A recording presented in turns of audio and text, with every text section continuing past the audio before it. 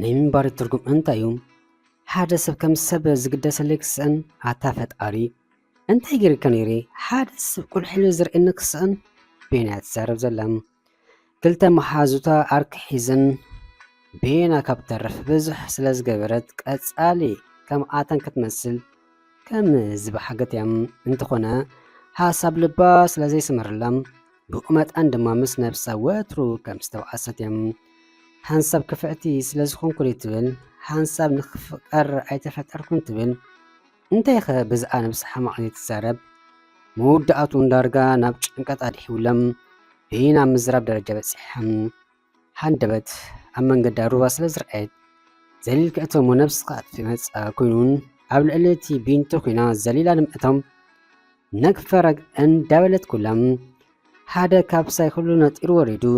ኩነታት ኣባሕ ስለ ዘይበሎ ብድሕሪ ሓቂፉ ካብቲ ብርኽ ኢላ ደው ኢላትሉ ዝነበረት ኣውረዳም ምስ ኣውረዳ ግዲ ናብ ውንኣ ተመሊሳ ኮይኖም ዘረባ ከስኸት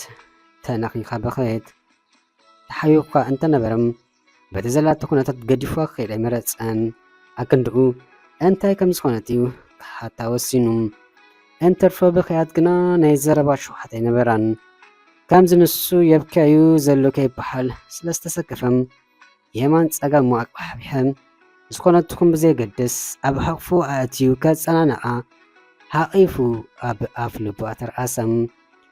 ንመጀመርታ ግዜ ከምዚ ገይሩ ዝሓቕፋ ሰብ ስለ ዝረኸበቱን ንዕለቱ ናይ ሓጎስ ስምዒት ነብሳ ወረሮም ኢላውን ንብኣታ ደራሪዛ ንዘረባ ድልውቲ ኾነት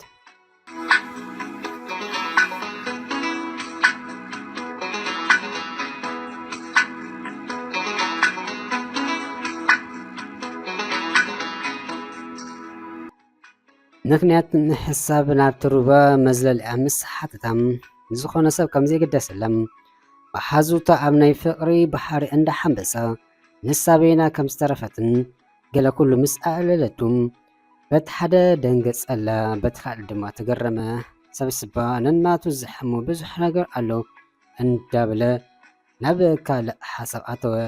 እንታይ ደኣ ምስ በለቱ ግዳ ናብ ውንኡ ዝተመልሰም ቀዳማይ ነገር ክፍእቲ ናይ ዝበልክዩ ኣብ ዓለም ክፉእ ዝበሃል ሰብ የለን ድሓር ከዓ መን ከም መን እሞ ክበልፅ ምናልባት ሰባት ስለ ዝኾና ነናትና ምርጫታት ክሕሉና ይኽእል እዩ እዚ ማለት ግን ሓደ ካብቲ ሓደ ይበልፅ ማለት ኣይኮነን ንኣብነት ሓደ ነዋሕ ጓል ይፈቱ ኸውን ሓደ ከዓ ሓፃር ወይ ቀያሕ ወይ ፀላም ስለዚ ንኣኻ ዝመስል ክሳብ ዝመፅእ ብትዕግስቲ ምፅባይ እምበር እንታይ ነብስኻ ኣዋዲካ ናብ ሩባታት ምጓይም ሓደ ነገር ዶ ክነግረኪ ኣመና ከማን ፅብቕትን ተፈቶን ሰብ ይኽብ ዝኾነም ኣዝዩ ኣገዳሲ ስራሕ እንዲ ነይርኒ ስርሐይ ካብ ኣባኸርክኒ ነብስኺ ከይትጉድዒ ቃል ኣተወሊ ምስ በላም ምስናይ ድሙቕ ፍሽኽተኣ ቃል ኣተወትልሙም ነቲ ንሱ ዝበላ ቃላት እንዳስተማቐረት ደጋገመት ንገዝኣ በለት ገዝኣ ምስ በፅሐት ግና ሓደ ነገር ኣብ ኣእምራ መፅም ወረ እንታይ ኮይኑ ዘይመስገንኩ ስለምንታይ ኸ ቁፅሪ ቴሌፎን ዘይተለዋወጥና ብድሕሪ ሕጂ ኸ ይረኽቦ ዶ ክኸውን ኣብ ኣእምሮኣ እንዳተመላለሰ ርብሻ በላም ንሱን እንታስ ምስቲ ተሓዋኹ እንታስ ዘይተገደሰ ኮይኑ ድዩ ዘይደለየ እንታስ ኣይሓስብን ኮይኑ ቁፅሪ ቴሌፎና ክሓትት ድዩ ገለ ኣይተሰምዐን ሰቒልዩ መንገዲ ቀፂሉ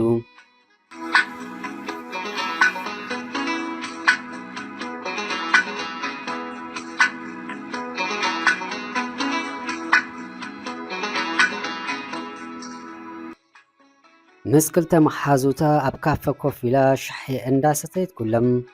ኣብ መንጎ ክትሸን ስለ ዝደለየት ናብቲ ሸቓቕ ምስ ከደት ንሳ ናብ እንዳ ኣዋልድ ክትኣቱን እቲ ሂወታ ዘድሓና ወዲ ድማ ካብ እንዳ ኣወዳት ክወፅእ ተራኸቡ ብቕፅበት ተተለልዩ ግዜ ወሰደትን እንታይ ከም ዝኾነትን ከምዛ ቀድሚ ሕጂ ፅቡቅ ጌራ ትፈልጥ እሞ ዝናፍቐቶ ሰብ ሓጎስ ብሓጎስ ኮነት ምናልባት ናይቲ ሂወታ ዘድሓናው ክትከውን ትኽእል እያ እንተኾነ ምክንያት ብዘይገድስ ኣብ ገጽ ርኡይ ናይ ሓጎስ ስምዒት ይርአ ነበረም ንሱና ገገን ኣቲ ኣላኺ ብሕይወት ምስ በላ ንፅወታ ኢሉ እንዳሰሓቐ ሰላኻ እንታይ ተሳዒኑ ነብር በለቱ ንሶም ምስናይ ድምቕ ፍሽኽተኣም ዳግመ ይረኸበክ ኢለ ሓሰብኩ ምስ በላ ኣነውን ክትብል መለሰትሉ እሞ ቤኒ ኸድኸ ዋላስ ምስ በላ ምስ መሓዙተይ ግናም ፀገም የብሉን ፍቃደኛ ትኾንካውን ናይታ ዘድሓንካኒ ክጋበዘካ ንስኻውን በይንኻ እንተለኻ ማለት እዩ ምስ በለቱም ደስ እንዳበለኒ እሞ ሓሊፈ ክፀንሓኪ ወዳዲእኺ ምፅኢ ምስ በላ ሃራይ በለት ብተሓጓስ ጉዳያ ወዳዲኣ እውን ኣብቲ ቤትሮ ደው ኢላ ፀጉራ ኮነ ክዳውንቲ ኣመዓራርያ ናብ መሓዙታ ምኻድ ገዲፋ ቀባሕባሕ ኢላ ስለ ዝረኸበቱም ናብኡ ደኣ በለት መሓዙታ ምእንቲ ርስውን ደንጉያተን ስለ ዝነበረት ኣበይ ደኣ እንዳበላ ፀኒሕን ምስቲ ወዲ ኮፍ ኢላ ምስ ረኣያ ከመይ ደኣሉ እዚ ነገር እንዳበላ ከሎም ናብ መሓዙታ ብምኻድ ይቕሬታ መሓዙተይ ንስኽን ይዕልላ ሰብ ረኺበለኹ ኢላ ተፈናተን ተመልሰት።